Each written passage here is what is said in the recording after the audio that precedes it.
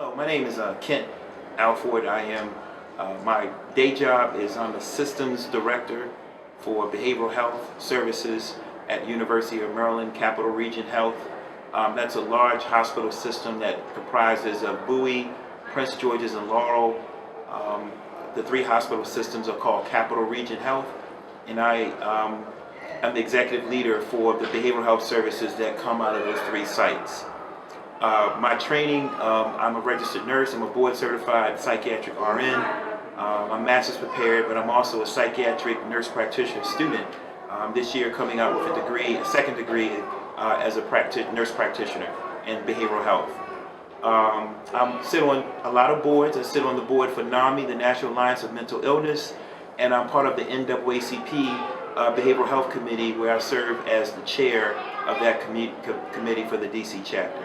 So I tend to be very involved in the behavioral health community and environment around the area, because I know outside of the hospital setting, there's a whole world of mental health that needs to be addressed in the local DMV. Well, let's talk about that. When we talk about mental illness, I like to frame it as there's mental health and there's mental illness. And all of us want to be mentally healthy, but at some point in our lives, because of stressors or genetics, we may deviate from mental health to mental illness. And the degree of that deviation helps us to understand what supports are needed.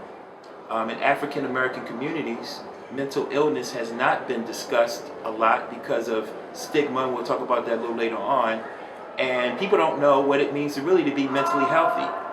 So mental healthiness is the ability to have a job, have a family, talk about feelings, support through crisis, and manage through the day-to-day without significant disruptions in your ability to carry on life. Whenever your mind or your thoughts or your emotions take you from the place of being able to do those normal things, then you may just develop a disorder. And when you develop a disorder, what's needed is support services to help you through. And that's hopefully the education we'll get today will help you to understand the difference between mental health and mental illness. When we talk about mental illness, we're talking about a place where you're unable to see how bad things are. The world may see you in a different way, and you may see yourself in a different way. So you may look at yourself as being normal, but around you is chaos, people are falling apart, and people see that something isn't quite right. In addition, your illness may be so tough that it may even cause you harm, and that harm can be in the form of something called suicide. So this is not something to take lightly. You have to understand where you are with your mental health so that you understand what you need to do when you become mentally unhealthy. And hopefully we'll be able to get those resources to you as indicated.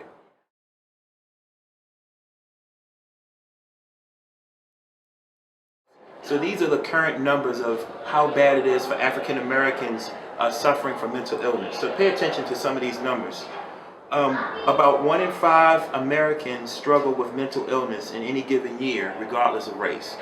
So out of the population, again, 1 in 5 struggle with mental illness. African Americans, listen to this, are 20% more likely to have a serious psychological distress than whites. And this could be a topic on its own, because we know as African Americans we've been under assault for many, many years, for many, many reasons, and that is taking its toll on our collective mental health. 17 million people suffer from depression every year. And of those 17 million, 17% of those folks suffer from serious depression, which includes suicidal thoughts and ideation. African Americans that suffer from depression usually have more disturbing symptoms, and they're more resistant to treatment than their fellow counterpart whites. Here's the other number that really keeps me up at night. Suicide is the third leading cause of death among African Americans aged 15 to 24. So you have accidents, you have gunshots, you have suicide being the third leading cause, and we don't get a lot of play on this. but that's pretty significant because between 15 and 24, that should be the height of life, and yet it's the third leading cause of death for that age group. African American men are 4 times more likely to die by suicide than African American women. So what does suicide look in an African American male? Usually the number one choice for suicide among African American men is guns. So self-inflicted gunshots, but death by cop. There's studies that are starting to now be formed by local groups to understand we're now seeing suicide show up in those areas that we've never really went into in terms of our confrontation with police and authorities could be us also secretly fulfilling a death wish. So a lot more details to come out on that, but definitely guns is the number one cause for suicide for African American men.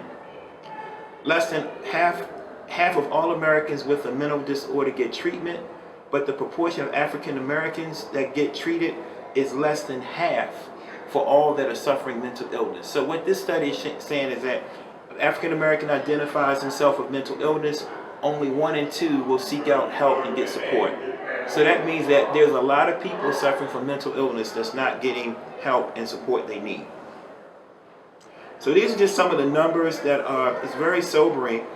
These numbers are not getting better. I'm also the chair of the Behavioral Health Advisory Group in Prince George's County, and we know that the suicide rates among young black men and women are increasing exponentially.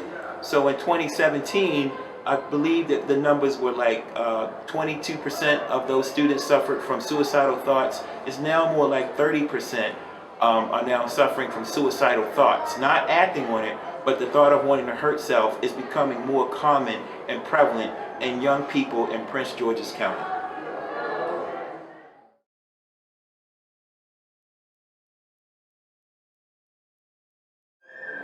Being depressed is just normal, and talking about it is weak.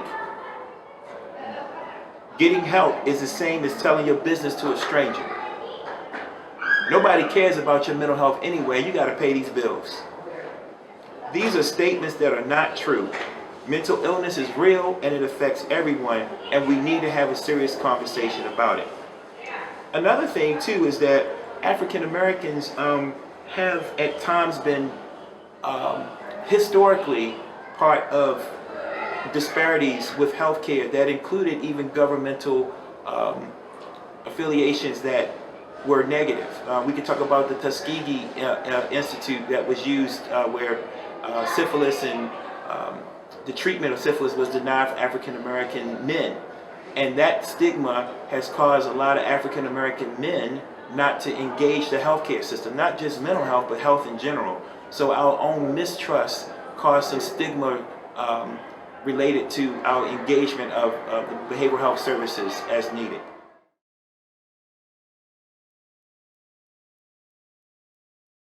So I'm going to prioritize warning signs, because you can have a warning sign and it's just what it is. A warning sign, person may not be aware, but then there's a warning sign that you need to do something about. Any kind of mental health engagement where a person is threatening to take their life or someone else's life, that's the highest priority. And that person may not even be in a state to know they're in trouble. So you see a person saying they don't want to live, they have a plan, and they have a plan that they want to execute upon, that's a serious warning sign, and you need to do something about it. That means notify local authorities, notify local mental health services, because that person is in a life and death battle.